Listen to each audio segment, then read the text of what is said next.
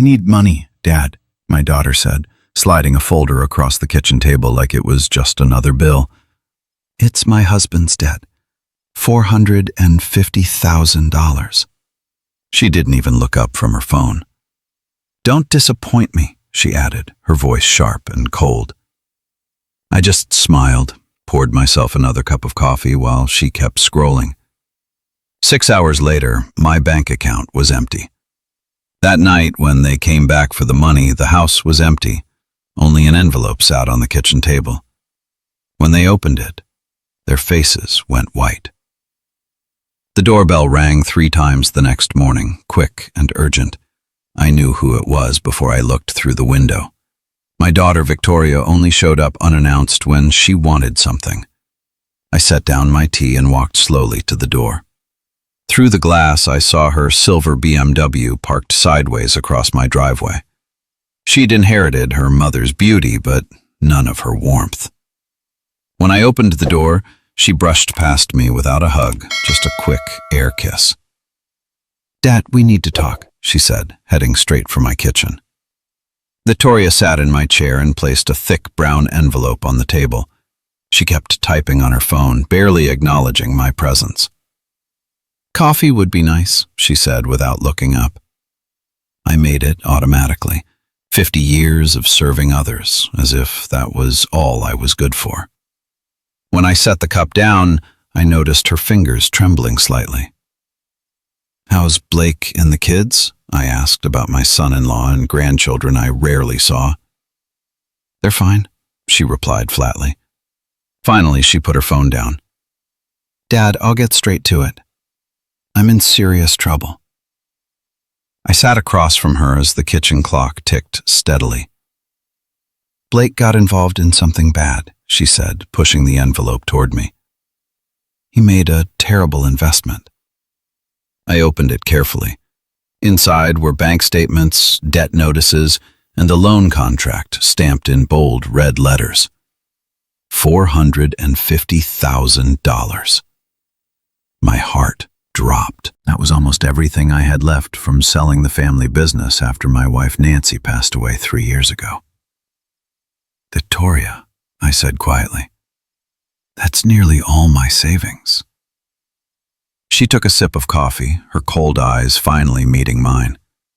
Dad, you don't really need that money. You live alone. Everything's paid off. Your expenses are nothing. You're 71 years old. What are you saving it for? The words stung like a slap. The house, my only real asset, was still in her name. Nancy's decision years ago, supposedly to avoid estate taxes. It's not that simple, I murmured. I still have medical bills, insurance premiums. Victoria tapped the table impatiently, cutting me off. Blake trusted the wrong people. If we don't pay by tomorrow, things will get dangerous. These aren't bankers, Dad. They're criminals. My hands shook slightly as I gripped my cup. How dangerous? I asked, my voice barely above a whisper. You don't need the details, she said dismissively. Just trust me. It's just a loan. We'll pay you back once Blake's new business deal goes through. I stared at the envelope, then at the face of the little girl who once climbed into my lap for bedtime stories. Now a stranger sat in my kitchen demanding my life savings. You've borrowed from me before, Victoria. Twice. I never saw $1 back. Her expression hardened immediately. This time is different, Dad. Stop being dramatic. I'm your only daughter. You always said family comes first.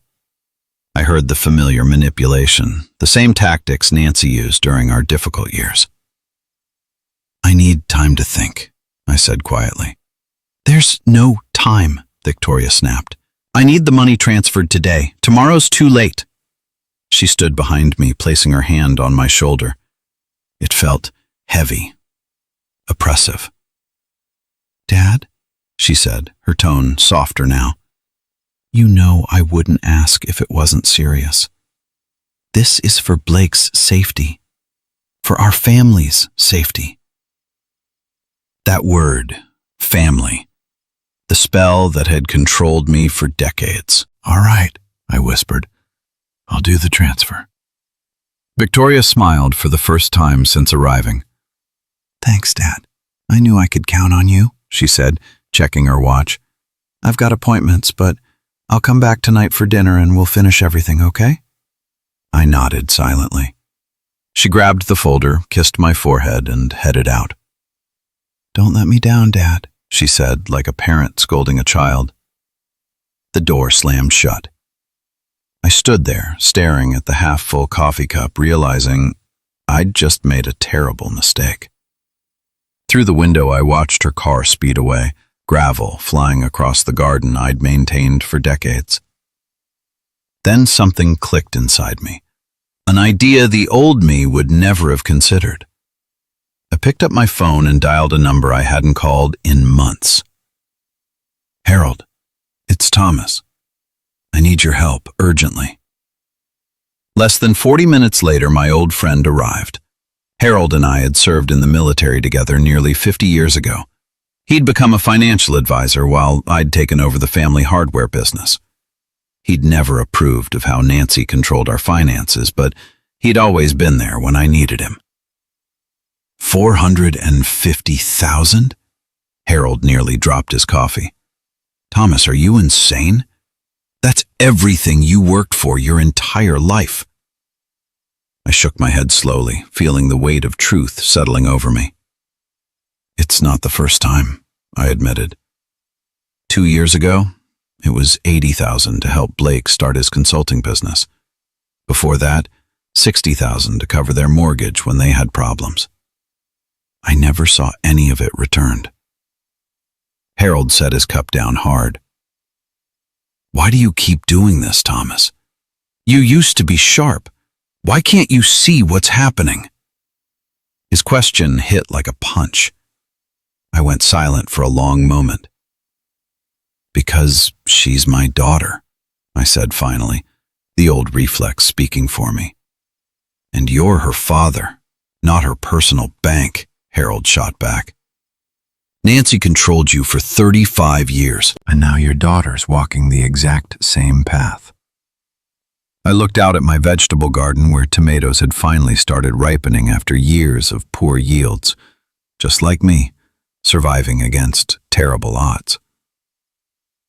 Today, I said, surprising even myself. Today what? Harold asked. I took a deep breath, feeling something inside me break apart and reshape itself into something stronger. I want you to help me transfer all my money into an account Victoria doesn't know about. And I want to disappear before she comes back tonight. Harold's eyes widened. Then he smiled slowly. Thomas Patterson, I've waited nearly 50 years to hear you say that. He pulled out his phone immediately. I've got a friend with a cabin in Montana, empty right now. She's coming back tonight, right? Harold continued. That gives us about 9 hours. More than enough time. He was already making calls. First stop, the bank. Then we'll go to my lawyer to set up legal protection in case she tries anything. After that, we pack and leave. I stood up, terrified, but strangely exhilarated. I'd never made a bold decision in my entire life. She's going to lose her mind, I muttered. Harold took my hand firmly. Are you afraid of her? I thought of Victoria's face when things didn't go her way, her voice turning harsh, her eyes cold like ice. Yes, I admitted, feeling ashamed. Then it's time to stop being afraid.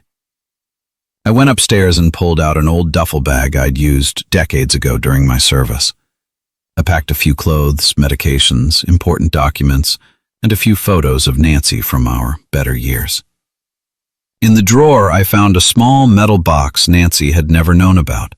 Several $1,000s I'd saved from selling tools and doing repair work over the years. My small act of quiet rebellion.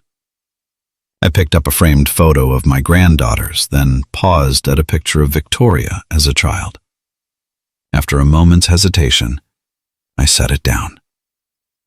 When I returned downstairs, Harold was finishing a phone call. "The flight to Billings leaves at 2:30, Harold said. "We'll have time for the bank and the lawyer." At the bank, the manager looked concerned when I requested to transfer everything to a new account. "Are you certain, Mr. Patterson? This is a substantial amount." "Completely certain," I said, signing the papers. "And please don't send any statements to my home address." While we waited, Harold looked at me seriously. "What are you planning to leave for Victoria?" I pulled out a handwritten note. Just this. A message she should have learned long ago. If you're enjoying this story, please hit that like button and subscribe. You won't believe what happens next. The note was simple. I placed it in an envelope on the kitchen table before we left. "The one who disappointed you is me. This debt cannot be repaid with money." As I pulled my duffel bag toward the door, I glanced back at the house that had been both my home and my prison for decades. In the garden, the tomato plants swayed in the breeze, growing strong and free, like I would be from now on. In the taxi to the airport, Harold held my shoulder supportively. "Are you okay?" The city blurred past the window, carrying away all the years I'd lost. "Not yet," I said honestly. "But I will be." Harold's cabin in Montana was small but comfortable, surrounded by pine trees and overlooking a crystal-clear lake. That first night, I sat on the porch, listening to the sounds of nature. When I finally turned on my phone, there were 19 missed calls from Victoria. I turned it off again. I wasn't ready to face that storm yet. "She'll find you eventually," Harold said, pouring whiskey. "We'll need a long-term plan." I nodded, feeling strangely peaceful despite everything. "I never thought I'd have the courage to do this." Harold smiled warmly. "I always knew you had it in you, Thomas. You just needed the right push." In the following days, my phone kept buzzing constantly. Victoria, Blake, even my sister, Patricia, they were all drawn into it. In one voicemail, Victoria's voice wavered between pleading and threatening. "Dad, please call me back. You can't just disappear like this. The house is still in my name, remember? Think very carefully about what you're doing." A week after I left, I began rebuilding my life in Montana. I opened a new bank account, rented a small apartment near the lake, and started doing handyman work for locals. At 71, I'd never truly worked for myself before, but people appreciated my skills and paid fairly. Harold stayed in Seattle but acted as my eyes and ears back home. He told me Victoria had shown up at his office, furious, demanding to know where I was, threatening lawsuits, claiming I was mentally unfit to make decisions. "What did you tell her?" I asked during one of our phone calls. "I told her you're perfectly sane. Sharper than ever, actually. And if she keeps threatening people, I'll help you file for a restraining order." Harold laughed. "You should have seen her face, Thomas. I don't think anyone's ever said no to her before." By the end of my first month away, I received a letter from Victoria's lawyer. The letter demanded I return immediately, citing concerns about my mental health and threatening to seize control of my assets. In the same envelope was a handwritten note from Blake, filled with desperation. "Thomas, please come back. Victoria's out of control. The creditors are closing in. We need you desperately." I handed everything to Harold, who responded formally on my behalf, attaching my latest medical report confirming I was perfectly sound, along with a detailed record of all the money Victoria had taken over the years. "It'll be fine," Harold reassured me over the phone. "But Victoria won't give up easily. She just lost her personal ATM. And that was you." The next month brought an unexpected visitor. Blake showed up at my apartment door. His face was pale, his body noticeably thinner than before. "How did you find me?" I asked, genuinely surprised. "We hired someone to track you down," he admitted, looking embarrassed. Can I please come in? I hesitated, but eventually opened the door wider. Blake looked around the tiny apartment, clearly shocked I'd chosen such simplicity after leaving behind a comfortable house. It's peaceful here, he said quietly. We sat on my small porch overlooking the lake. Blake held his coffee cup with trembling hands. Things are really bad, Thomas, he whispered, his voice breaking slightly. Victoria's changed completely. She's angry all the time, totally unhinged. The kids are scared, Thomas. They don't understand what's happening anymore. My heart ached hearing about my granddaughters. We sold both cars, Blake continued. Now we're trying to sell the vacation condo to pay off part of the debt. But it's not just $450,000 anymore, Thomas. It's much, much more. I wasn't surprised at all. Nancy had done the same thing, always hiding more debt until it became unbearable. So you didn't come here to convince me to return, I said slowly. You came to ask for more money, didn't you? Blake lowered his head in shame, unable to meet my eyes. It's more complicated than that, he said quietly. The people we owe money to aren't patient or forgiving. Victoria told them you still have money hidden away somewhere. A chill ran through my entire body. She used me as collateral without my knowledge or permission. Blake stayed silent, but his silence confirmed everything I feared. You need to get out, Blake, I said firmly, gripping his hand across the table. Take the girls and go to your parents' house. Leave Victoria before this destroys you completely. Blake's voice shook as he replied, It's not that easy, Thomas. She controls everything, all the accounts, all the paperwork, even my phone access. I don't know how I managed to get away today. I looked at him, my heart breaking for this man who reminded me so much of my younger self. Just like I once didn't know how to escape, but I did it anyway. I can help you, Blake, I said with conviction. Not with money, but with getting free from this nightmare. Blake looked at me, fear and hope mixing in his exhausted eyes. She'll find us, just like she found you eventually. Then we'll be ready when she does, I said, feeling a strength I'd never known before. First, we get you and the girls to safety. Make sure you share this story with someone who needs to hear it. These lessons could change someone's life. After Blake left with a concrete plan and a new untraceable phone number I'd hidden in his jacket, I sat on the porch watching the sunset paint the sky in brilliant shades of orange and red. The colors burned bright and fierce, like a symbol of my own transformation from darkness into light. My phone suddenly rang. It was Harold calling urgently. Blake came to see you, didn't he? He asked immediately, his voice tense. How did you know? I asked, confused.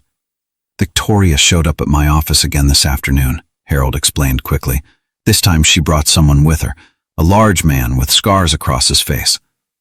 They made threats, Thomas. Subtle ones, but very clear threats. They wanted to know exactly where you were hiding. My heart sank heavily.